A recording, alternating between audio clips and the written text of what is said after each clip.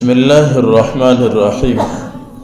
ان تبدوا الصدقات، اگر تم صدقات ظاہر کر کے دو، فنعم ما ہی، تو یہ بھی اچھا ہے۔ وَإِن تُخْفُوهَا، اور اگر تم چھپا کر دو تو خوب بہتر ہے۔ وَتُؤْتُوهَا الْفُقَرَاءَ فَهُوَ خَيْرٌ لَكُمْ، اور تم صدقات فقراء اور مساکین کو دو، فَهُوَ خَيْرٌ لَكُمْ، وہ تمہارے لئے بہت ہی بہتر ہے۔ وَيُكَفِّرُ عَنْكُمْ مِنْ سَيِّئَاتِكُمْ، اور اللہ تعالیٰ مٹا دے گا تم سے تمہاری خطائیں۔ وَاللَّهُ بِمَا تَعْمَلُونَ خَبِيرٌ، اور اللہ تعالیٰ جانتا ہے اس عمل کو جو تم کرتے ہو۔ یہ سورۃ البقرہ کا آیت نمبر 271 ہے۔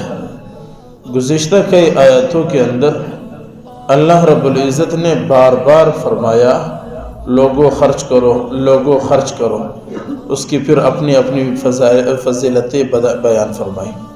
آج اللہ رب العزت خرچ کرنے کے لیے بڑا راستہ ہموار کر رہے ہیں، بڑا راستہ دے رہے ہیں، اور اللہ رب العزت فرماتے ہیں ظاہری ہو یا خفیہ ہو، دونوں طریقوں پر صدقہ دے دو، یہ تمہارے لیے بہت بہتر ہے۔ یہاں پر دو تین باتیں بڑی خاص ہیں، اپنے علم کے لیے ضرور یاد رکھیے۔ پہلی بات ہے ظاہری صدقہ دینا، قرآن نے کہا کہ اچھا ہے، فنعم ما ہی، یہ اچھا ہے۔ ظاہراً مطلب یہ کہ لوگوں کے سامنے دینا، لیکن یہاں دو تین شرائط ہے، اگر وہ شرائط پورے ہو تو اس سے بہت سارے لوگ آج استدلال کر رہے ہیں اور ویڈیوز اور تصویر بناتے ہوئے جو صدقہ دے رہے ہیں اپنے کمائی کے لیے یا جو چیز بھی ہو، اپنے نام کے لیے ہو، جس چیز کے لیے بھی ہو، وہ اس آیت کو پیش کرتے ہیں۔ وہ کہتے ہیں ان تبدوا الصدقات فنعم ما ہی، اگر ظاہراً صدقہ دو گے تو یہ اچھا ہے۔ یہاں پر دو تین باتیں ضرور یاد رکھیے۔ پہلی بات یہ ہے یہ ظاہری صدقہ دینا اچھا ہے، قرآن نے اچھا کہا ہے، لیکن ایک ہی شرط کے ساتھ، بس دلی طور پر نہ ہو، دل میں اللہ کی رضا ہو، نیت میں لوگوں کو ترغیب دینا ہو تو ٹھیک ہے، ویڈیو بناؤ اور تصویر لے لو اور لوگوں کے سامنے پیسے نکال کر لوگوں کو دے دو۔ اگر یہ چیز ہو، ہم سمجھتے ہیں موجودہ زمانے میں آج جو حالات ہیں، ہم سمجھتے ہیں ایسا کوئی کام نہیں ہے کہ دل میں بھی اللہ کی رضا ہو اور نیت کے اندر لوگوں کو ترغیب دینا ہو، بہت کم ہے۔ اور ایک بات اور بھی اس کے ساتھ ملا لو، اگر سامنے والا آدمی غریب ہیں، فقیر ہیں، آپ سے پیسے لے کر وہ شرمندہ ہو رہا ہے، وہ بیچارہ حیا محسوس کر رہا ہے، ایسے صورت میں بھی ظاہراً دینا قطعاً درست نہیں ہے۔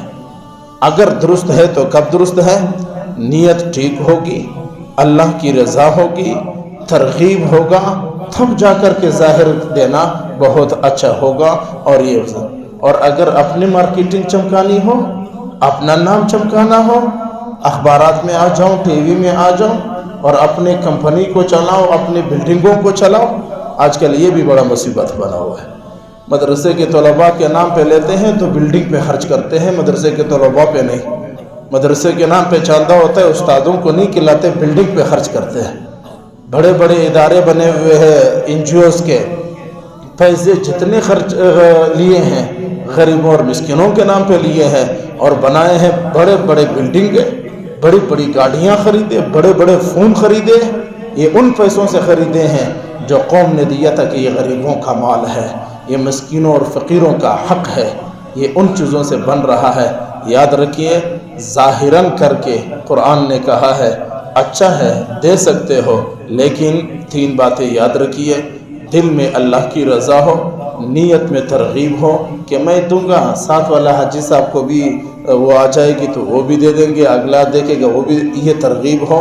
اور تیسرا، سامنے والا جس کو آپ دے رہے ہو وہ آپ سے حیا محسوس نہ کرتا ہو، شرمندہ نہ ہوتا ہو۔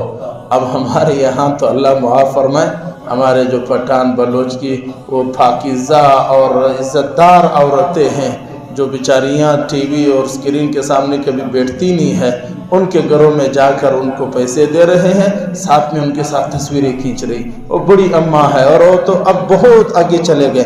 عنوان زیادہ ہے، وقت مختصر ہے.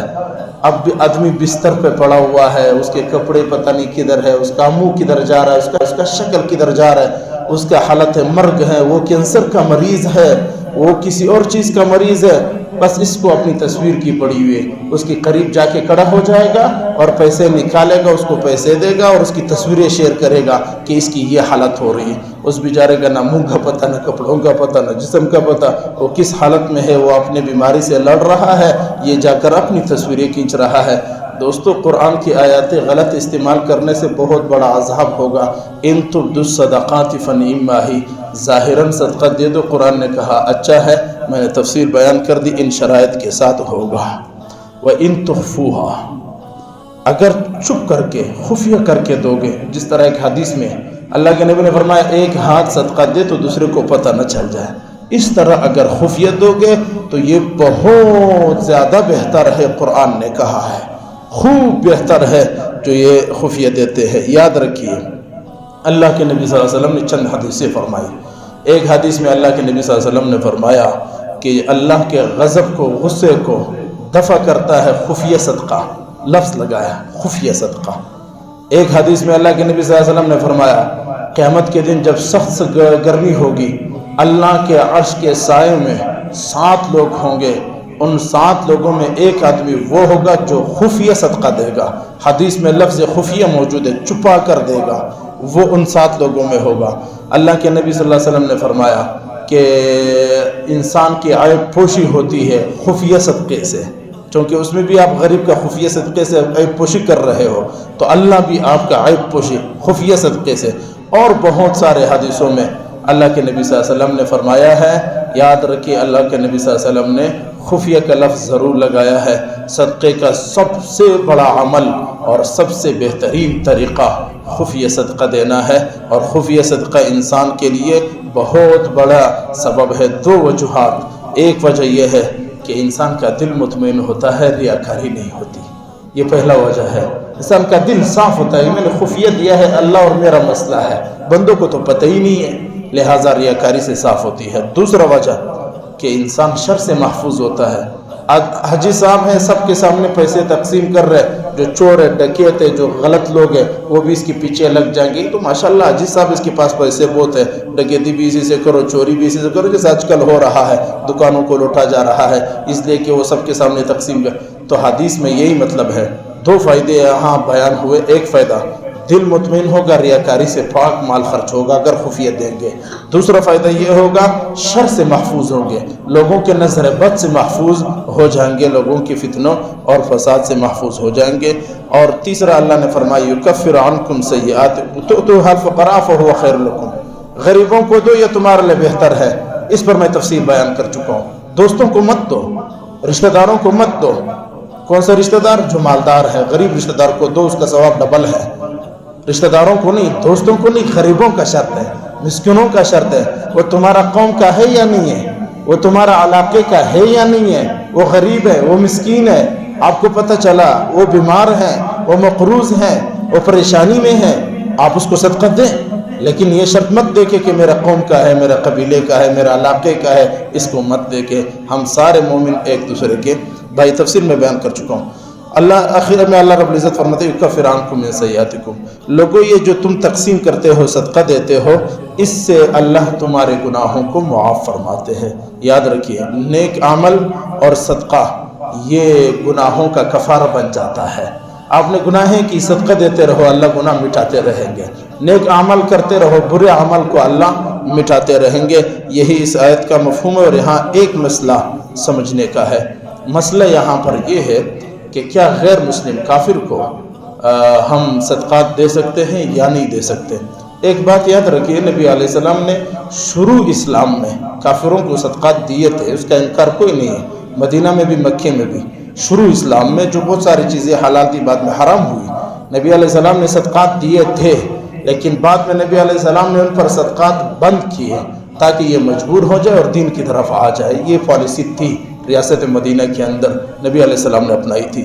یہاں مسئلہ یاد رکھیے، غیر مسلم کافر اگر جنگی نہیں ہے، اسلام کے خلاف بولتا نہیں ہے، اسلام کے خلاف لکھتا نہیں ہے، اسلام کے خلاف رکاوٹ پیدا کرتا نہیں ہے، ایسے غیر مسلم کافر کو نفلی صدقہ دے سکتے ہو۔ آپ کے پڑوس میں کوئی عیسائی رہتا ہے جو دین اسلام کے ساتھ چیڑ چھاڑ نہیں کرتا، روک تام نہیں کرتا، جھگڑے فسادات نہیں کرتا، نفلی صدقہ اس کو دے سکتے ہو، لیکن واجب اور فرض زکوٰۃ اور صدقات نہیں دے سکتے ہو۔ وہ صرف مسلمان کا مسلمان کے لیے حق ہے۔ اسی میں ایک مسئلہ اور بھی سمجھ لیں، جتنے باطل فرقے ہیں جو آپ کا دین کا راستہ روک رہے ہیں، باطل فرقے ہیں جتنے بھی ہیں، قادیانی ہو، شیعہ ہو، کوئی بھی ہو، جتنے بھی ہیں یہ باطل فرقے، ان کو بھی صدقہ دینا جائز نہیں ہے، چونکہ یہ تمہارے دین کے لیے رکاوٹ ہے۔ حضرت مفتی کفایت اللہ صاحب رحمۃ اللہ علیہ نے کفایت المفتی میں اس پر تفسیر، اور احسن الفتاویٰ میں مفتی رشید احمد رحمۃ اللہ علیہ نے انہی فرقوں کے بارے میں تفسیر بیان کر دی ہے۔ اللہ عمل کی توفیق عطا فرمائے۔